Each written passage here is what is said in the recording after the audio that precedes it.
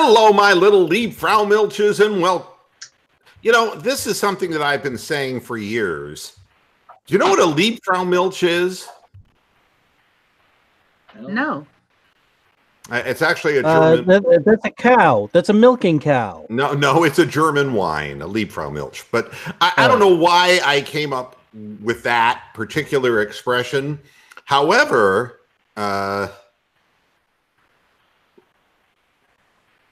there it is. Derek's mother, if she were with a German man, would be a Liebfrau Milf. Okay. I'll even insult her when he's not here. And we're off and running. Yeah, we're off and running on a Monday. He was home earlier because I was watching the Cleveland Browns Daily, and he actually popped up in the comments section during school hours. So I don't know what happened. Mom's going to have to put him in his place. Now, we got a few things to talk about today. Not that this is like the busiest of days, but, I'm one who believes, there are people out there who believe that the apocalypse is coming, okay? Me personally, I think there's a better chance that Ron Jeremy is coming. But be that as it may, I have more... Hey, Fish Basket's in the comments. Who? Frisbee. I call him Fish Basket. Oh, I didn't know. That's an interesting name for him, though. But there are circumstantial evidences that it is, in fact, a-chhhhappening, okay? This is important. This is important because, again, it's kind of like, Gefilte fish and Lux. That's right. It's kind of, there's got to be circumstantial evidence to things. Like, for example, how do they know that Christ wasn't born in Italy? Now, there's no absolute proof, okay? But what we do know is he couldn't have been because there had to be wise men and a virgin. Not in Italy. So we know there's circumstantial evidences that prove these things. Now, what evidence do I have that it's a happening? Excuse me. This isn't becoming too, pronounced, I hope. Not at all. Okay.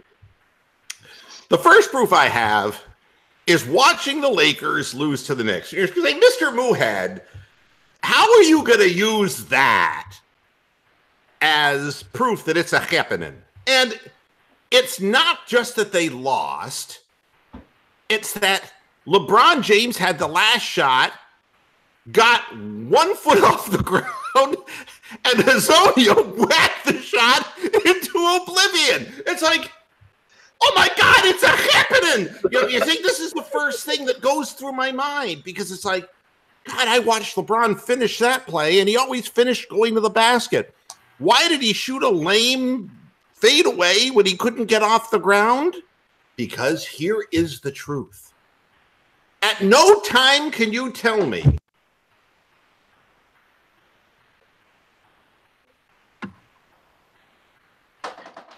Uh-oh. no. Phil, you. I'm sorry. I didn't mean it. I should have used my mouthwash before the program. Boy. Powerful words you're sending out there. I know. I guess it is a happening in a different way. At any rate. But this is my evidence, and it's circumstantial. But somebody tell me the last time the Browns and the Cavs were good at the same time. By the time the Cavs... 1987. There you go. There you go. Now, when was the last time Haley's Comet... I mean, seriously, look at it from my perspective. The stars are aligning in a certain way, all right? The Indians were good, but the Browns were non-existent, right? All right. So, and the Cavs were meaningless. We were in the Mike Fratello slumber years. Years old. That was hibernation time. They were 2 years old in 1948. Oh, now I'm going to do... The Browns were in 1946. Yep. Now I'm going to give you Austin Carr as he would have sounded doing a broadcast during the Mike Fratello years. Get the weak stuff out of here. Okay. I mean, it was a snooze fest, folks. But that, the Indians started getting good right at that time frame. All the way up to 2002. Then William Run. The Browns, the last time they made the playoffs. And the Indians started fading. They started fading. And it was, the Cavs had reached a low point. It's like, do you think Darius Miles will help this team? It's like, yeah. So, this is all stars aligning. And here we are in 2019. The Indians, by their own admission, are cutting their payroll and blow monkey chunks. Okay? And their manager is tap dancing all over the place, trying to explain why losing payroll and not having any relief pitchers or outfielders who could hit, why that's really not really a sign that things have ended as far as the positive run for the Cleveland Indians. What else is happening? Well, the Cavaliers, if you watch them, you can see what's happening there. I'll do my best impression of the Cavaliers defense. Okay. You got him. Yeah. And no, I'm sorry. Shouldn't that be the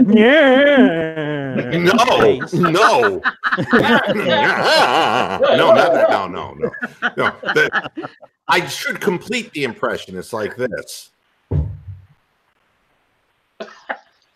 That gesture. And then point at everybody else on the court and in the stands. That was your man, George. That was your man, popcorn guy.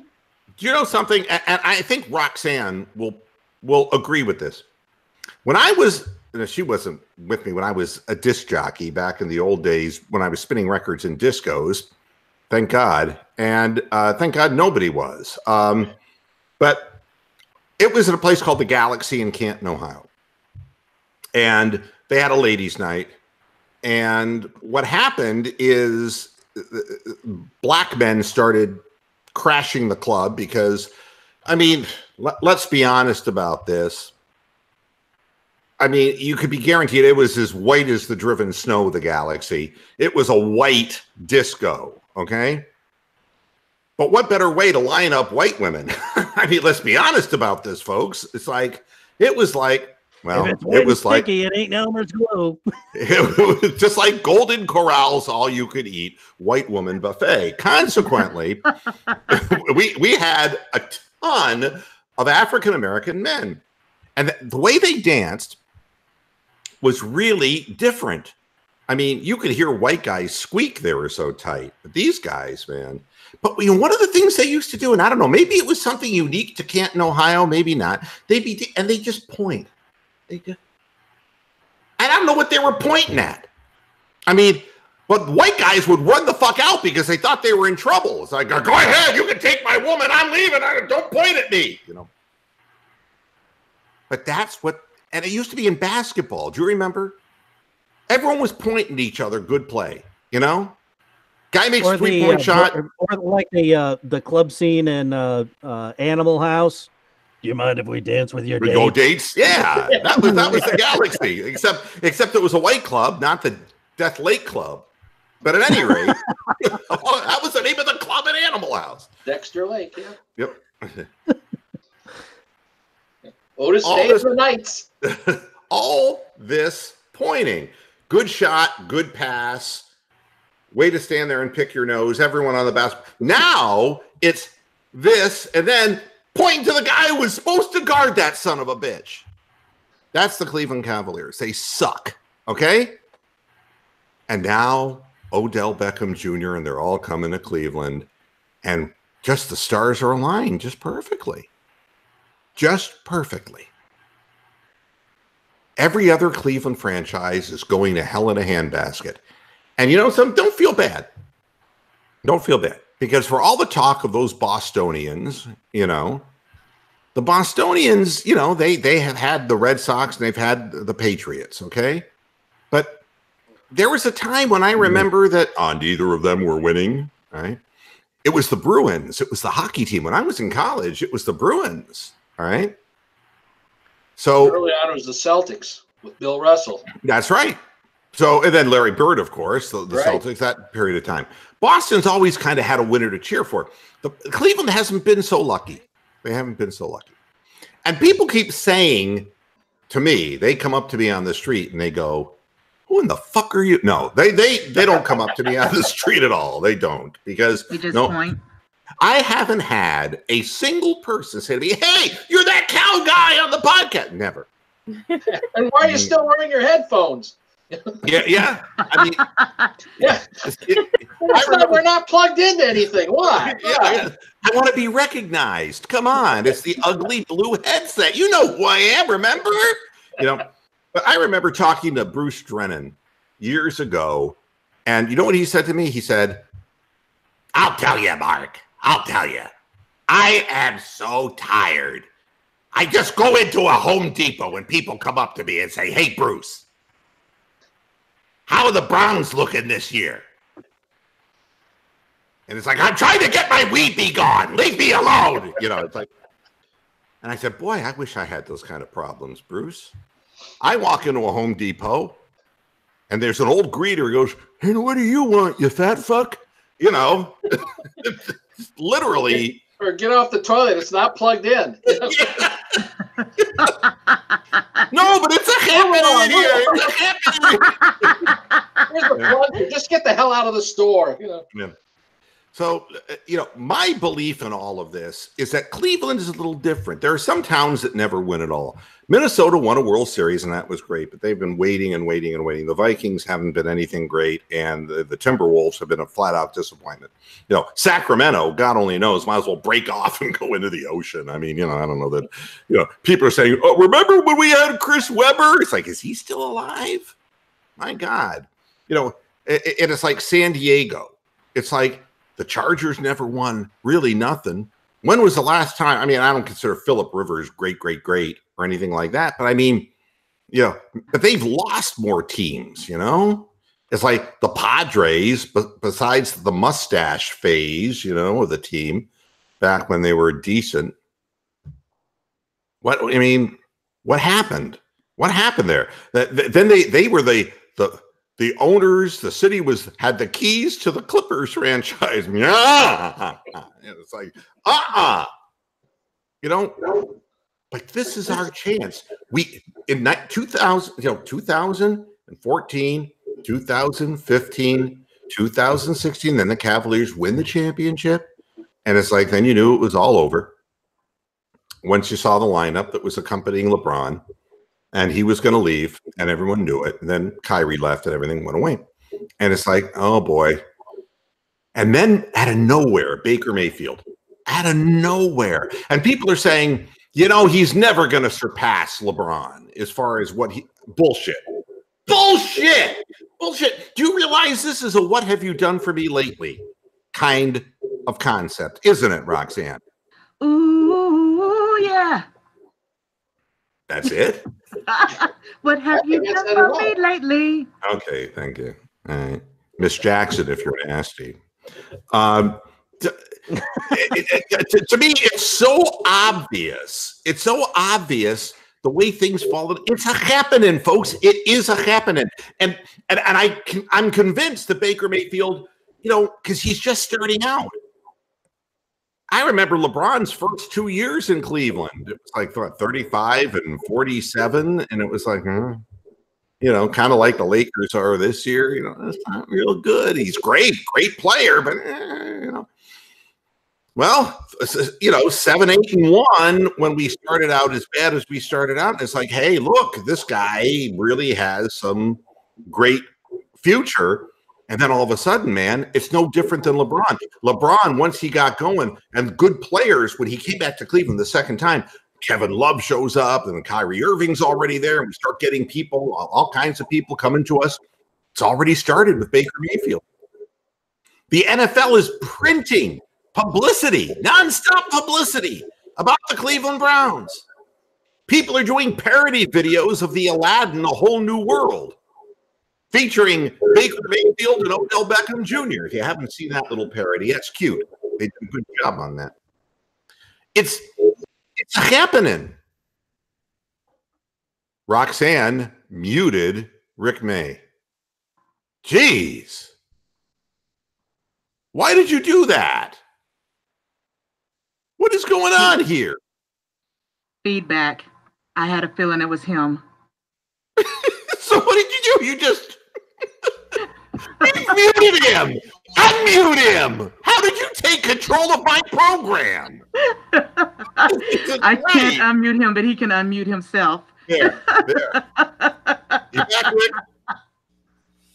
Hi. Anybody still here? People have been doing that for days, and you just noticed it when I did it. Come on. Hey, Kevin. General Dog, how you doing, buddy? First time on camera, huh? I know, man. You're a brave soul because Mr. Moohead. You know why? Do you know why you're on camera, General Dog? Why? Because it's a happening. That's right. It's another sign. This is a guy who was hung out in the chat room. He's never shown his face on the program, but now it's a happening. Now it's a happening. Yeah. And it all started with one singular event, which was the middle of year before last. In October, we hired John Dorsey as the general manager. It sure seems that way, doesn't it? I mean, go ahead. And that one move, that's just that one move, it turns an entire franchise around and changes the course of history. It's always that one little thing, and all of a sudden, the Packers went through the same thing. For years in the 80s, the Packers were the laughingstock of the league, and all of a sudden, they hired Mike Holmgren and Ron Wolf as their general manager, and boom. Ever since then, they've been relevant. Yeah. Hi to Pat Seagramson. How you doing? Ron Shane. Hello. Jake Miller. Frisbee Sports. I sit there wondering how Moo will start the show, talking about his disco days at the gay club. Well, Derek obviously has had his Chromebook taken away from him again. Mama gonna take my Chromebook away. All right. Mama, don't take my Chromebook. Could we possibly have the best receiver tandem in the league now? You know something? What we have is a guy who is probably, in my opinion, the best slot possession receiver in Jarvis Landry, who was being asked to do a whole hell of a lot more last year, and who catches everything, and Odell Beckham, who singularly, him and his one-handed catch, and Jarvis does the same thing. They used to kind of compete with one another back in college doing that. But with Odell Beckham, you have a guy who really is fast, elusive, runs sharp patterns, and can hurt you deep. OBJ gives us a bona fide #1 receiver, and that's something we haven't had in a long time. Long time. And also somebody who can verticalize. The thing that's really of interest to me is I can see a guy like Callaway getting forgotten about in the defensive scheme. No, I mean on the defensive scheme. I mean, if you put him on the field, yeah. I mean, you get him as a #3 receiver, and then they say forget him, and he's streaking down the sideline when everybody's covering Jarvis and OBJ. And you see, here's the dilemma for defenses. You're playing an air raid offense, and you're sending 4 vertical receivers downfield. If that safety takes one wrong step, as fast as Callaway is, he's gone. He's gone. So, I mean, you can't pay such close attention to one side or the other. It's really going to put them in a conundrum. And I think that's the exciting part of this, is that there's a real possibility that other guys are going to become better just because of the presence of Landry and OBJ. So, but the Dorsey thing, how long have we said? And I'm not going to sit here and rip on Sashi Brown because, I mean, no, I might rip on Foxy Brown. I thought that was a really shitty movie, but not Sashi Brown. That's dumb. But we needed an experienced front office general manager, and we couldn't have gotten a better one. A guy who actually had a track record, who actually has made good picks and has won. Just a real fortunate circumstance. And I think your fortunes always go up.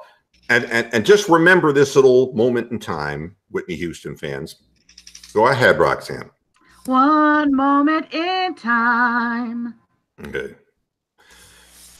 Something about destiny. I don't remember what the fuck it is. But this one moment in time when these things converge, it's more than just Dorsey. It's Haslam taking a step back. Mm-hmm. It's Haslam just not being in the picture and just fading to the background and letting the big dogs eat. I firmly believe that is his wife's influence. Well, I mean, she kicked him out of the bedroom.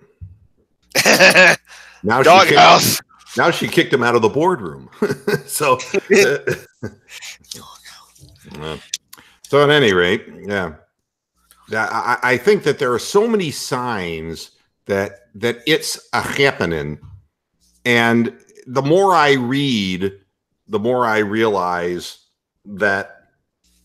And we're talking this way, and we haven't even done the draft yet. That's the thing that's really amazing to me. It's like, and nobody's even talking about the draft. At this point, it's like, no, we were traded our 17th pick, but we could still move up. I mean, what if there's one impact player that you really want really bad? I don't know. I mean, I'm going to ask the panel something because I don't know what I do with safety. Do you guys, Rick, do you have any idea what we should do? I mean, are we going to take a chance on Eric Berry knowing that he's been unhealthy for 2 years running? What are we going to do at the safety position? Rick? We probably have to take a look at the draft. Berry's only played, 3 games in the last 2 years? Yeah, it's bad, yeah. Earlier, before all of the stuff happened to him, he was probably one of the top safeties in the league. But now, you probably couldn't pull him out of a lineup or anything like that. So didn't he recover from cancer? I think so. But we may have to, maybe check rosters to see who has a safety they might be willing to part with. If not, we're going to have to take a look at the draft and see what safeties are available. I thought we need backfield help. We need offensive line help. And I'd like to see a competition for a place kicker too. Yeah, I mean, Ron Shane is saying Dorsey does his best picking in the 4th, 5th, and 6th rounds. There may be some truth to that too. Yeah, I believe that's true. So you're going to get somebody that he's got some inkling of. I'm just wondering. Go ahead. Last year when they picked Denzel Ward at number 4, all I heard about was who, because everybody wanted Bradley Chubb. But Dorsey knocked it out of the park with the number 1 and number 4 picks. Dorsey knocked it out of the park. Knocked it out of the park. And I wasn't even 100% sold on Mayfield when they drafted him. But thank God we got that pick right. Thank God. Yeah, now, Jake Miller, my common sense guy in the chat room, is saying we could probably trade up for an O-lineman or a corner, but safety is going to be a weak link this year. And, it is a possibility. And Derek is saying, Mom, give me my Chromebook back. No, he's saying that there are no safeties really in this draft at all. Well, there are, but there's nothing that, again, if there is somebody, and Dorsey is going to find him. If there is some kind of a diamond in the rough out there, Jannard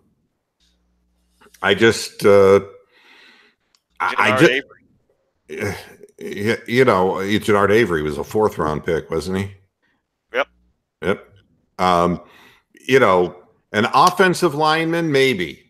I mean, you can get somebody in the 49 slot. You can get that.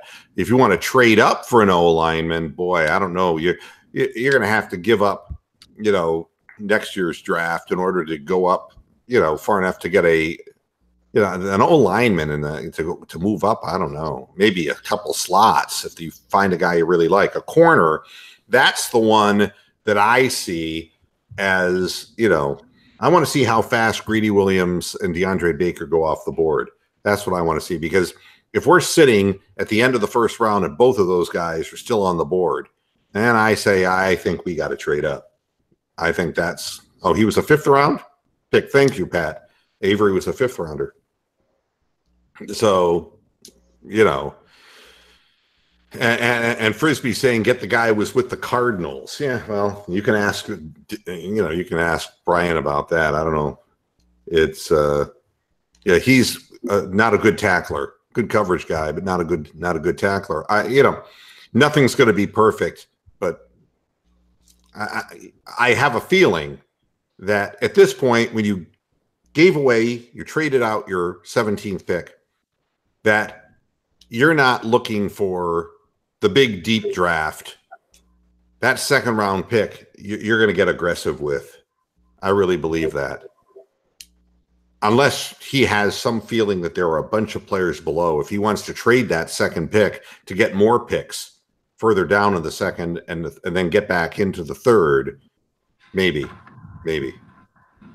If he faces on this panel. Say what? I see a lot of new faces on this panel. People I don't think I've seen before. Yeah, well, I mean, Roxanne, she collects dolls and knows nothing about sports. Rick I've had this face for years. Yeah, and he usually wears Indians hats, but he's ashamed. Philip, General Dog, is from my old hometown, Canton, Ohio. Right on.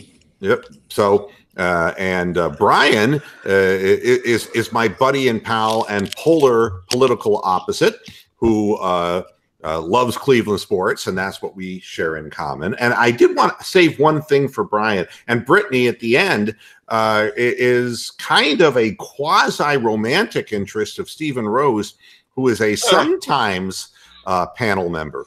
So, but he hasn't been showing up so much, but God bless Brittany. She's served her country, and she's a good gal.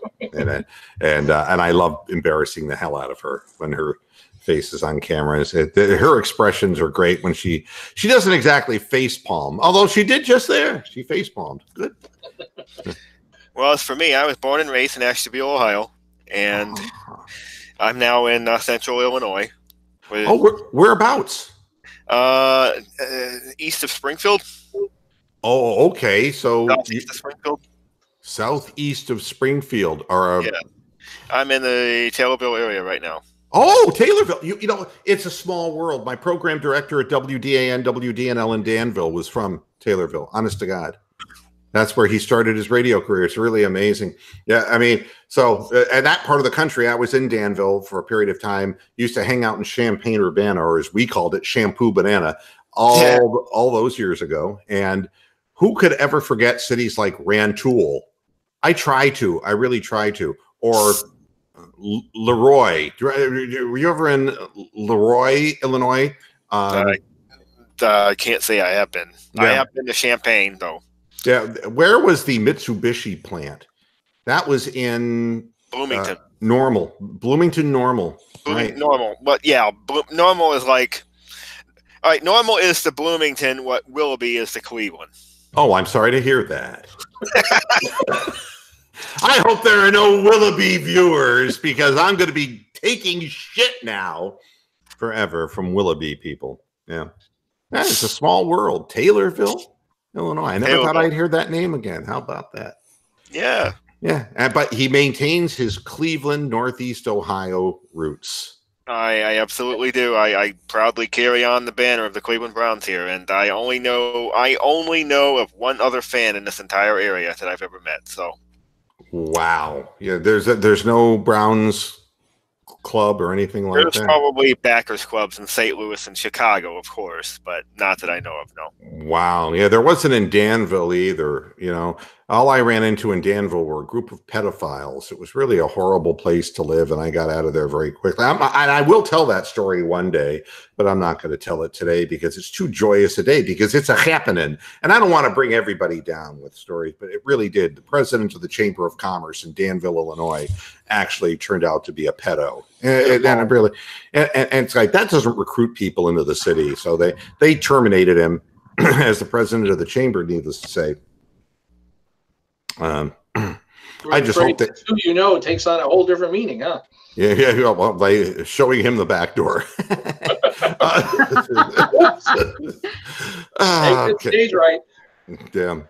So I haven't been around. There's a lot of life changes going on in the past year, starting in about right before the football season. My marriage imploded, and that's completely disintegrated.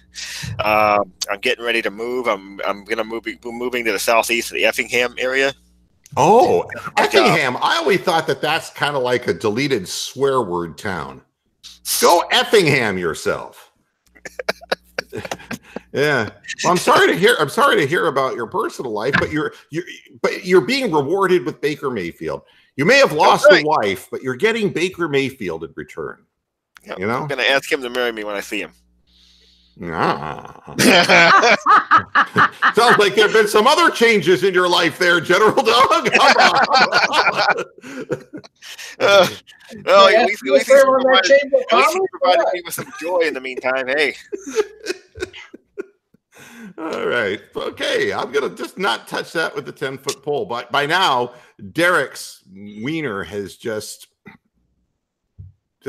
deflated when he heard that news from General Doug. It is halfway through the show, so I do want to at least throw Brian a bone, because I don't usually do this. But congratulations.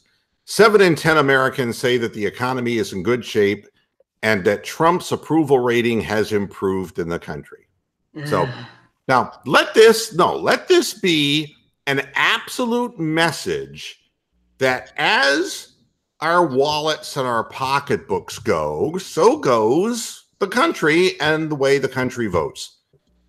If the economy is doing well, the president who is in office will get another term. Okay? People vote their own economic interests.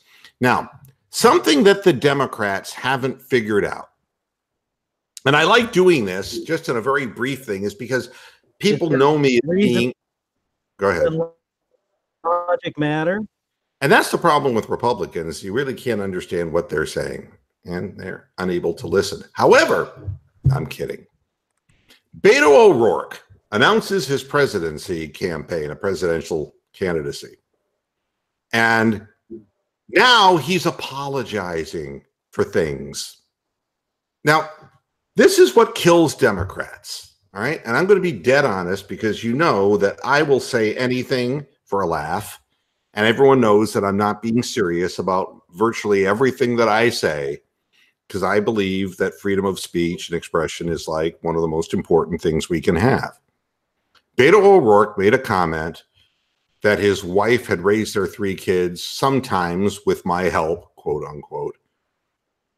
And all he was really saying was, when you're in Washington and when you're, in your state government or you're wherever you are, you're busy doing other things, you're away from home, and you don't have as much of a chance to be with your kids maybe as you'd want to, and that his wife did a really great job to raise their children.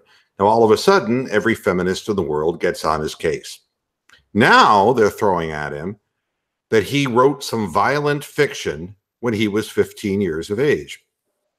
He wrote a handful of posts on a hackers group message board, including a fictional piece about children getting run over by a car. All right. Now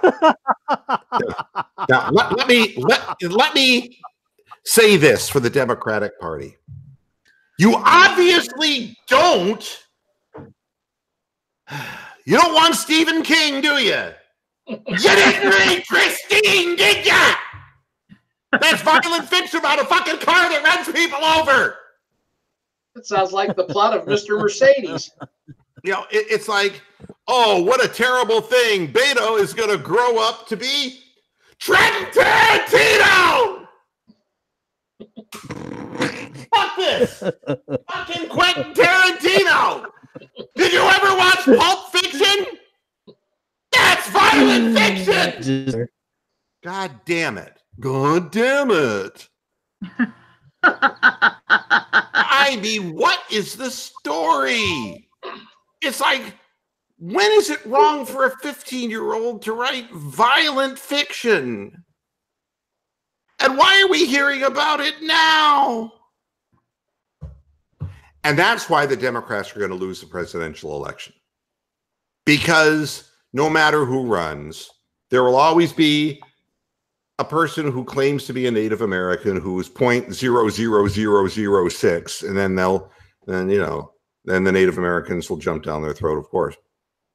There will be somebody who checked out a woman's ass, and somebody will have a picture of it, and they'll have to answer for that for the next 20 years of their lives. And this is why. And meanwhile, the economy is getting better in the country, and the Democrats have no fucking clue. All right, so that's the bone I am throwing to Brian today. So I just wanted to point it out that I'm alive, awake, and well, and I know what's going on.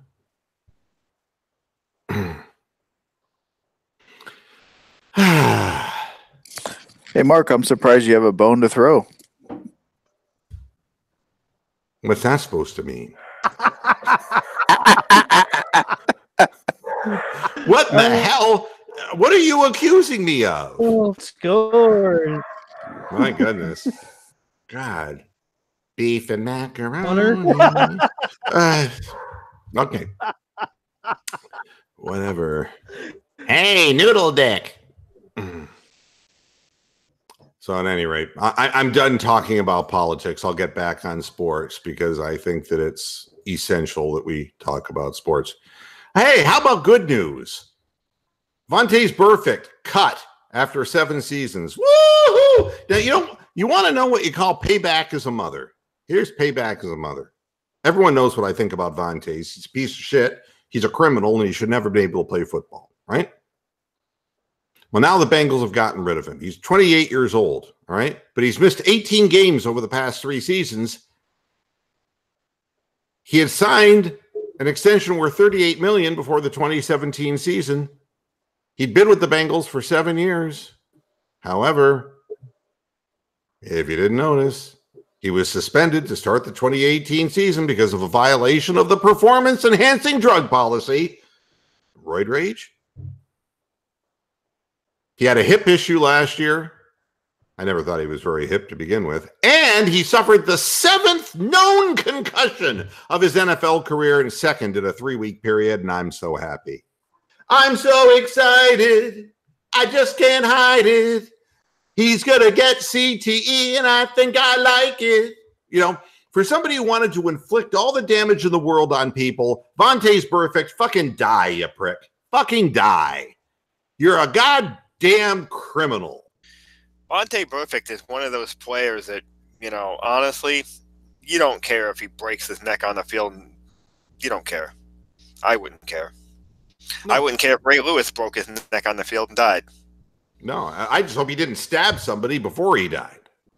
I mean, I really have absolutely no sympathy for a player like Vontaze Burfict. And, it's a perfect ending to the perfect story that a guy who gives 7 seasons being a criminal, because he can't be anything else, because that's what he is, injures people at will, including himself, that the owners would huddle together and say, let's let the motherfucker go because he's really declining after 7 seasons because he's had 7 known concussions. Let's replace him with another Vontaze Burfict to see if we can give him brain damage too. It's a perfect ending to a perfect story. A violent game run by violent men, played by, in some cases, violent criminals. Unbelievable.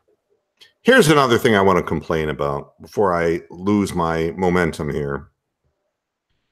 ESPN Plus to be the exclusive home of UFC pay-per-view events. You know something? ESPN can suck my dick. Right? There's a gospel song, I think, that's about that. Have you heard that one? Huh? I guess not. Suck my dick, oh Jesus, suck my dick, oh suck my dick, suck my dick. All right. If you haven't heard it, you just heard it, and I swear to God, you'll never hear it again. But ESPN, I thought I subscribed to ESPN. But you notice that all the boxing matches, now all the pay-per-view stuff, everything is gravitating to the pay tier ESPN Plus. What's left on ESPN? Old Curling Disney and cornhole tournaments. Yeah, the cornhole tournaments, right. That's right. We interrupt this baseball game to bring you the cornhole tournament results. Yeah. It's called cornholiness. I mean, it's just what's left on there. I remember in the beginning years of ESPN when they had nothing to show, and it would be like the world's strongest man competition. You watch people get hernias trying to pull trucks, you know? It's like, this isn't real entertaining for me. And then the arm wrestling tournament from, where was it in California? It was always from one town in California. Why can't I remember? Begins with a P, I think. Does anybody know where the World Arm Wrestling Championship? Pomona, California, I believe. The arm wrestling capital of the world. Hi, I'm Chris Schenkel, and I'm hoping that somebody's arm snaps in two today in Pomona. You know, it's like, no. Do you remember ESPN when it was like, it's another bowling tournament? Who sat and watched bowling on TV? But I put up with people that watch fishing. Yeah. Hi, I'm Kurt Gowdy.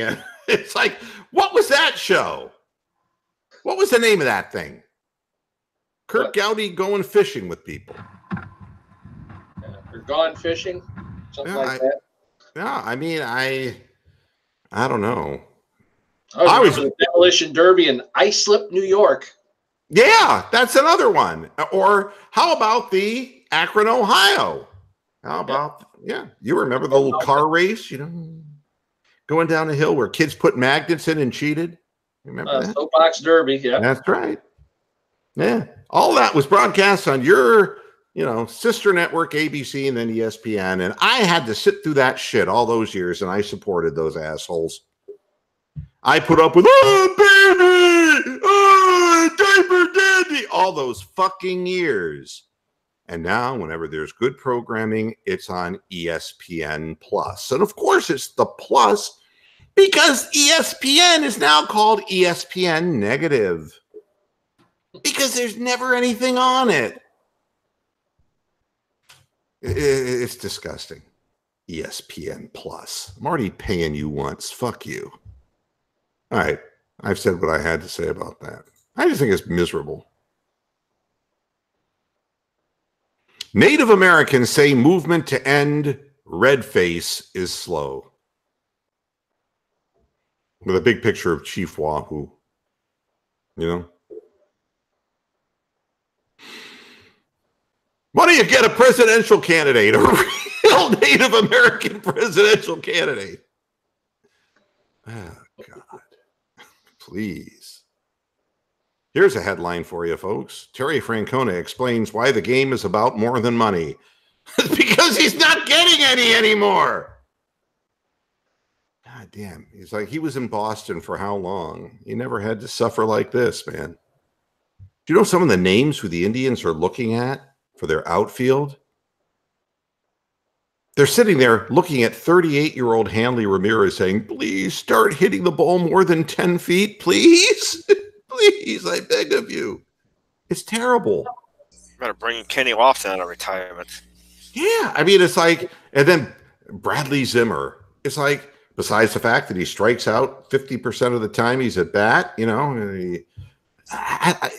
don't have an outfield. And then it's like, well, we can't play Greg Allen. He hit 310 in the back half of last season, but, he doesn't have any power. That's the Russell Branyan argument. If you're not familiar with that, it's like it doesn't matter how often you hit the ball. Occasionally, if you loft one out of the park, it's good enough for the Indians brass. We were so successful with Al Luplo. We're going to bring in Jordan Luplo. And you're old enough to remember Al, the perennial pinch hitter, right? Yep, about as tall as his bat. Yep. Al Luplo. His weight. That was about it. Al Luplo sitting there. The only time I ever saw that son of a bitch was in the on-deck circle swinging the 3 bats over his head, warming up, I don't think Al Luplo ever played in the field. All he ever did was just pinch it. And his son, God almighty. It's terrible. The people that we have, who's that idiot that we got from Bauer? Is that, no. Jake Bauer or Bowers? Bowers, yeah, another failure who comes to us. It's like we have more losers trying out for the outfield than the Cleveland Indians you can shake a stick at. And now you know what they're saying. You're in trouble when spring training hasn't even hit. And it's like, well, we could always move Carlos Santana back into the outfield, and it's like I'm in a fucking time warp. I don't want to go back. I'm sorry. I'm not going to be able to watch. How about Santana in left, Kipnis in center, and Tyler Naquin in right field? I mean, why would you bring Carlos Santana back? I mean, and it's incredible. The only thing, it's so not a happening for the Indians. It's like there are two things they said. No, three things now that would survive a nuclear implosion. You know what they are, don't you? Anybody in the panel know? Cockroaches. Three. Cockroaches. Yep. Next. Share. That's correct. That's correct. That's very good. And the third is Jason Kipnis. Okay. So we have three. Right. That's what it boils down to. We can't get rid of this guy. He's like a fucking barnacle. I swear to God, you can't get. God damn. I think I don't know. Barnacle. Is there a better word for barnacle? I think that one is excellent. Oh, okay. Leech. That's a leech that takes money and doesn't put out for it. That's Jason Kipnis. And he's already hurt. He's already hurting. Huh? The calf injury, I think, or yeah. Why he bought the little cow, I have no idea. But a calf injury, I don't know. No. Actually, what happened is he got one of those PRP shots, but they used Lonnie Chisenhall's blood. He ended up with a calf injury.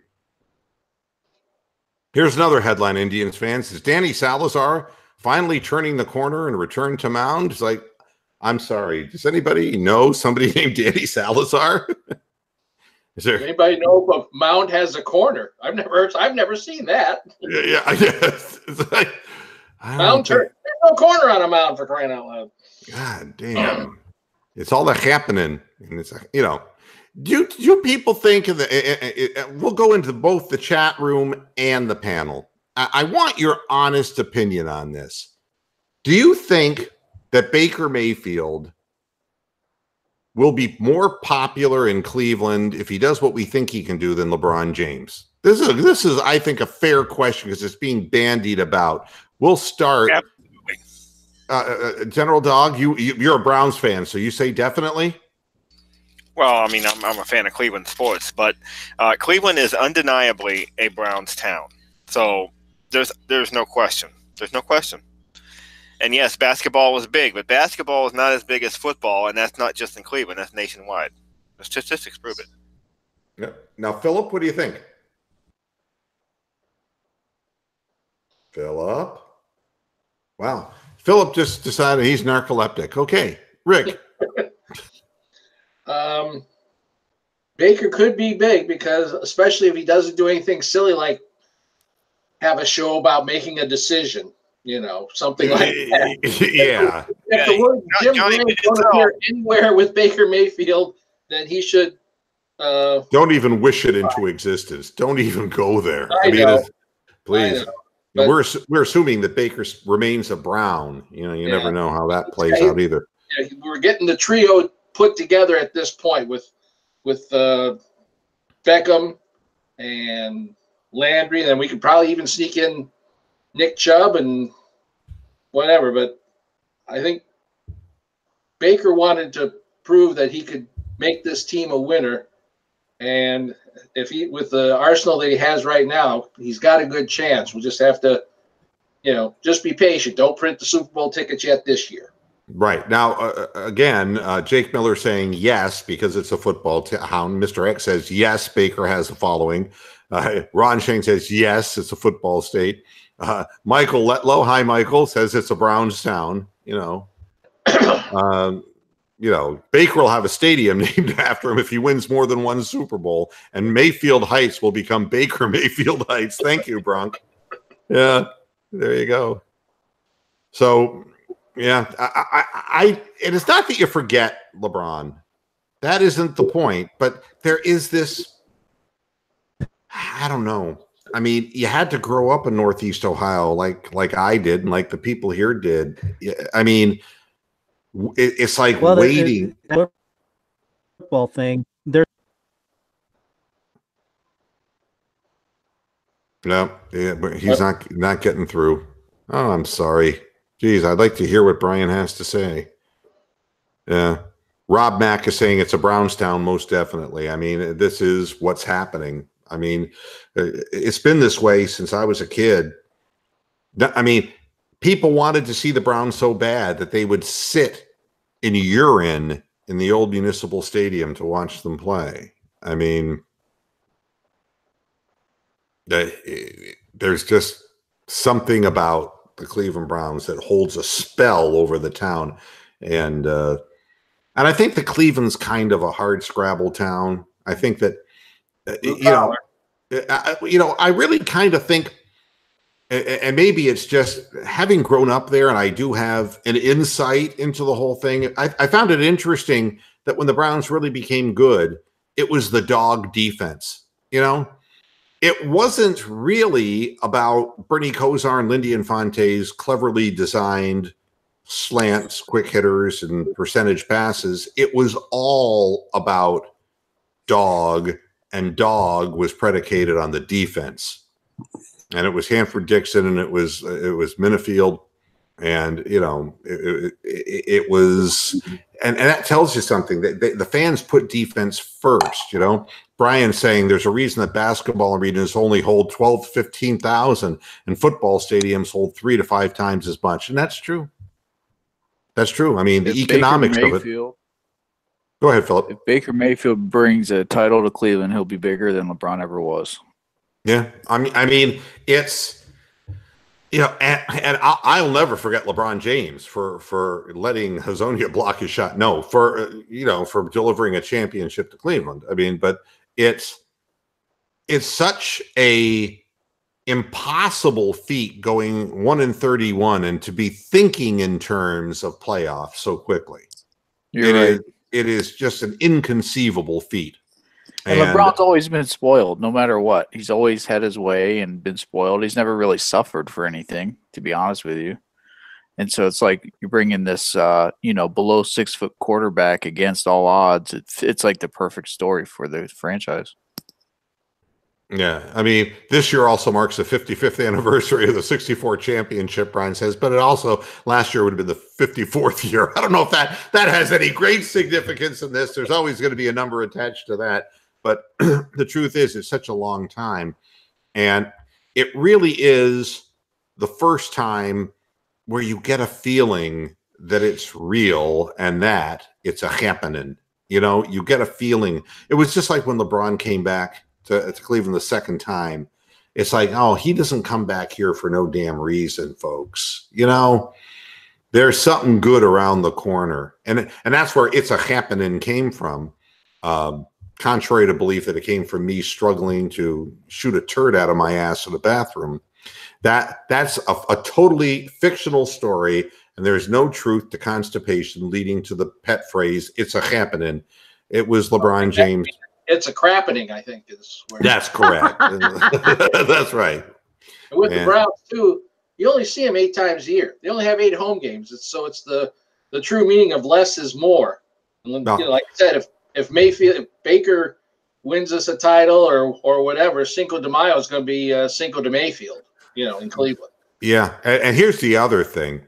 Back when the Browns were the Browns, and I was in Northeast Ohio, and Brian Sipe, and then Bernie Kosar, and all that good stuff, Sunday was a ritual, okay?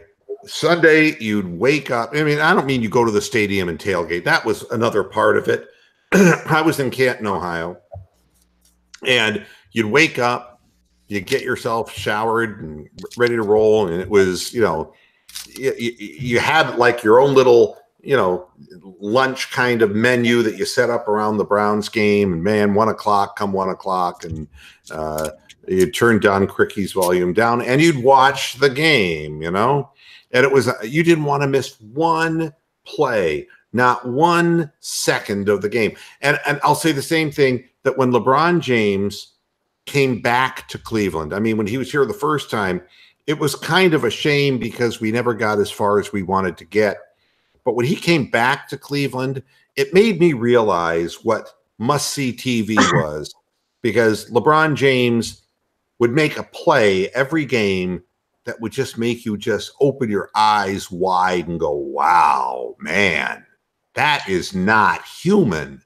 And it made it a must-watch thing. Baker Mayfield is making the Cleveland Browns must-watch TV. And now OBJ and other people and Chubb, the supporting cast warrants it. What's up, Steven? Just 2 things. Number one, do you think it's a fair assessment? They're comparing LeBron James at 34 to Jordan of the Wizards. And also number 2, they're comparing the Cleveland Browns roster to the 2012 Eagles Dream Team. I wanted to know what your thoughts on that. Yeah. Okay. Let's go first with LeBron at 34. There is evidence that I see, and I talked about this long before this losing streak started. I talked about this a number of weeks ago, that it's not that LeBron isn't still a great player, but there's a point at which somebody peaks and you see evidence of the other side of the hill. And I see that in LeBron James. He doesn't look fast anymore. He doesn't look like he's as fast as he used to be. No, he doesn't get off the ground exactly the same way, and he's not, and part of it is a mental thing with LeBron. He's playing with young players, and he's obviously been unable to motivate them. And I'd never bet against him because he's a tremendous clutch player. But I do see signs, and it's not as big a drop-off. But go ahead. Jordan went through the same thing with the Wizards with Jahidi White and Tyronn Lue at the time, and Whitney and all those other guys, and all those other guys like Christian Laettner. Well, he was already on his way out the door, and Agent Stackhouse. I mean, he's sort of going. Him and LeBron have sort of the same stance though in similarities. The difference is that the Wizards version of Michael Jordan was not Air Jordan; it was Airless Jordan. I mean, he had picked up weight. He didn't have the hops. He became more of a power forward kind of guy, where he would use his bulk and his muscularity and use the fadeaway shot rather than blowing by and doing aerial kinds of things that LeBron is still doing. The difference is that when you don't have a great supporting cast around you, more of the attention and the focus falls on you. And I think that's what's happened more with LeBron than anything. Jordan had already won his 6 titles, so it really was not a big deal with the Wizards. Plus, like that Jordan's knees were drained too. Twice. Yes. I mean, he clearly didn't have hops. But, LeBron, I think it's easy because he was the big defector who went over to LA, and that was supposed to be the big story that they were going to get into the playoffs, and it didn't happen. I think that all of the focus falls on him, and it's very much been that way his whole career, for better and for worse.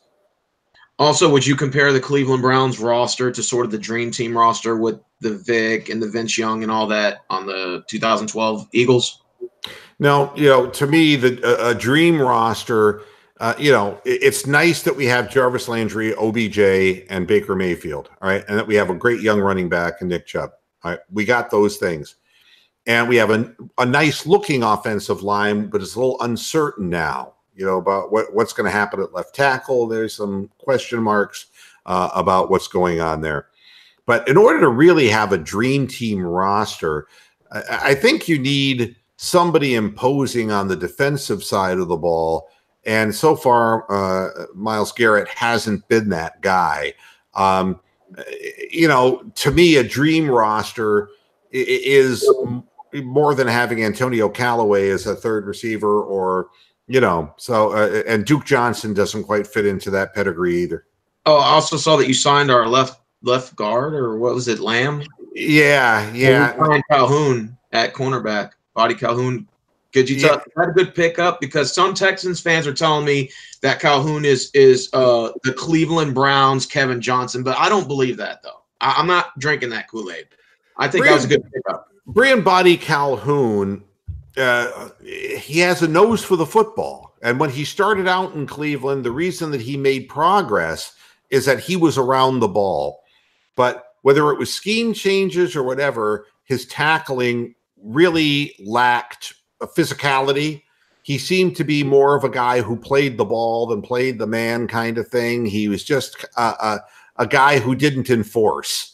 And I think that was the rap on him as time went on in Cleveland. So is Calhoun, is he a good like man-on-man coverage? Is he good guarding out routes, or is he good guarding tight ends, or say? He's not real big, strong, and physical, and so he can get thrown out of the way by bigger wide receivers, and receivers are becoming bigger in the league. What he's kind of good at is reading the eyes of the quarterback and intercepting passes. Is when early in his career in Cleveland, that's kind of where it went. But more recently, his recent body of work hasn't continued intercepting a lot of passes. So it's kind of a murky area with him. We also picked up Tayshaun Gibson. They replaced Tyron Mantell. And we also signed Bradley Roby, cornerback from Denver.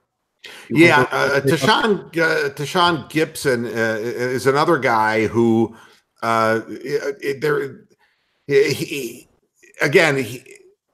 in Jacksonville, I think he did a pretty good job, but he was playing with a much better defense in Jacksonville.